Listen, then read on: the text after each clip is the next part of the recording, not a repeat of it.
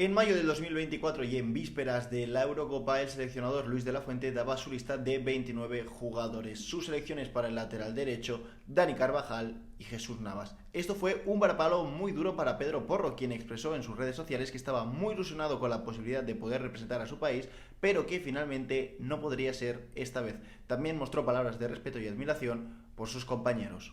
Realmente aquel año de Pedro 2024 había sido muy bueno, había sido muy prolífico y de sobra tenía méritos, tenía credenciales para haber estado en esa lista. Recordemos, para quien no lo sepa, que aquella temporada 2024 fue la primera de Porro en Premier y encima le tocó una bastante complicada, sobre todo por el contexto, porque el señor Harry Kane, que había sido el líder futbolístico y espiritual del Tottenham, pues se había marchado al Bayern y por si fuera poco llegaba un entrenador desconocido del que nadie pues apostaba o nadie daba un duro por él, como era el señor Ange Postecoglou. Por lo tanto, las expectativas Spurs eran bastante bajas, pero rápidamente el greco-australiano pues dio con la tecla y puso a volar a un conjunto que acabó quinto en plaza de Europa League, competición que por cierto ganarían el año siguiente en Bilbao, y con un Pedro Porro que acabaría, atención, con 3 goles y 7 asistencias. Segundo defensa de la Premier con más asistencias por detrás de Trippier con 10.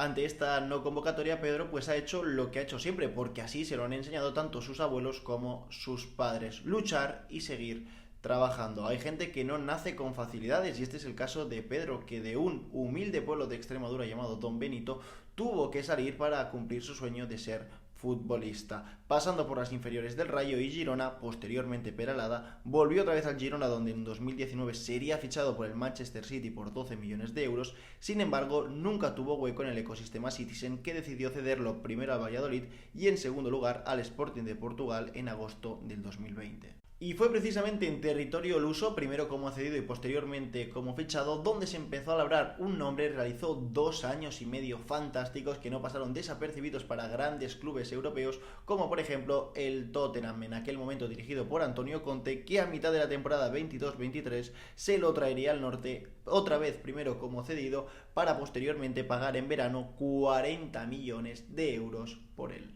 Curiosamente, pese a jugar en la Premier, para muchos la mejor competición del mundo, en su momento costar 40 millones de euros, que se dice rápido, y jugar en un Big Six, Pedro Porro siempre ha pasado muy por debajo del radar y eso se debe pues a la ignorancia. Si me permitís, voy a contar una historia. Antes de empezar el Mundial estaba yo con unos amigos en un bar y estábamos hablando pues lo típico del Mundial, de cuál tendría que ser la alineación de España, y yo me acuerdo que de mis amigos era el único que decía que Pedro Porro tenía que ser el lateral derecho de forma indiscutible. Ellos a mí me tildaron de poco objetivo, me dijeron pues básicamente que yo estaba loco, que no tenía ni idea y que Marcos Llorente merecía jugar porque era mejor que Pedro Porro. Obviamente el Mundial pues me ha dado la razón a mí y me gustaría quedarme con una frase que me dijo un amigo mío, señor Alex Guerrero, después del partido contra Francia, y es que me dio la razón. Pedro Porro es mejor que Marcos Llorente y me dijo, es que no lo había visto. Yo creo que aquí está la clave de este vídeo, y es que yo creo que existía pues mucho desconocimiento sobre el de Don Benito. Y con esto no me quiero apuntar yo una medalla, ni quiero decir que soy yo el más listo que nadie, sino que yo sobre todo señalo a que las personas, digamos, normales, las personas, digamos, que no tienen por qué seguir el mundo del fútbol como es un aficionado promedio, pues no tienen por qué saber qué pasa en la Premier o cómo está el lateral derecho del Tottenham.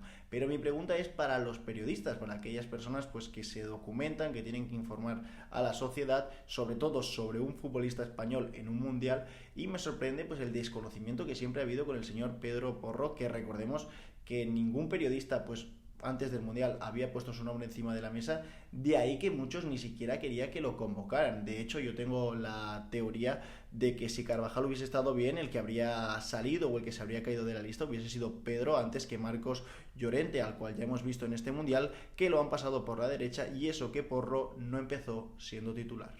El caso de Pedro me recuerda mucho al de Cucurella en 2024, un desconocido que me acuerdo que cuando salió esa primera alineación en esa Eurocopa, pues muchos se pusieron las manos en la cabeza porque pues no entendían por qué Cucurella era de la partida antes que otros futbolistas. Fijaos al final la competición que hizo el bueno de Cucu, que se ganó pues el cariño de todo el mundo, y que te voy a contar a día de hoy, en 2026, sobre el señor Marc Cucurella, que es uno de los futbolistas más queridos e intocables para el señor Luis de la Fuente. En el caso de Pedro Porro hablábamos del Tottenham, pero es que en el caso de Cucu estamos hablando de otro gigante como es el Chelsea.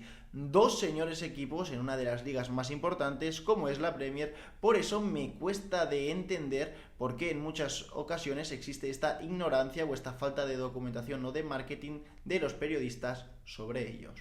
Por suerte para nosotros los españoles, el talento siempre se impone y es por historias de superación como la de estos dos laterales que hoy en día España es campeona del mundo. Por cierto, me gustaría hacer un inciso porque quizás alguien dice, es que el Tottenham pues ha jugado muy mal, y es cierto, el Tottenham ha quedado el 17 de la Premier, pero si alguien ha visto su temporada, que desde aquí pues le doy mucho ánimo, tienes mucho mérito haberte visto semejante castaña, semejante mierda este año, pues hay que decir que Pedro Porro, si alguien lo ha visto, ha sido de lo poco salvable. De hecho, Roberto De Zerbi, que fue el entrenador que vino en los últimos partidos y que salvó al equipo, una de las primeras instrucciones que dio para la nueva temporada era renovar a Pedro Porro. Porro renovó antes de empezar el Mundial. ¿Y qué creéis? ¿Que el Tottenham es tonto? No, el Tottenham sabía que Pedro Porro la podía romper en el Mundial, por eso lo renovó, le subió su valor porque sabía que ofertas no le iban a faltar. Así que esta es la historia de Pedro Porro. Espero que os haya gustado, que os haya entretenido, que os hayáis informado, que eso es lo importante. Me podéis dejar aquí abajo en los comentarios cualquier opinión que os haya generado este vídeo. Nos vemos muy pero que muy pronto. Cuídense todos. Bye bye.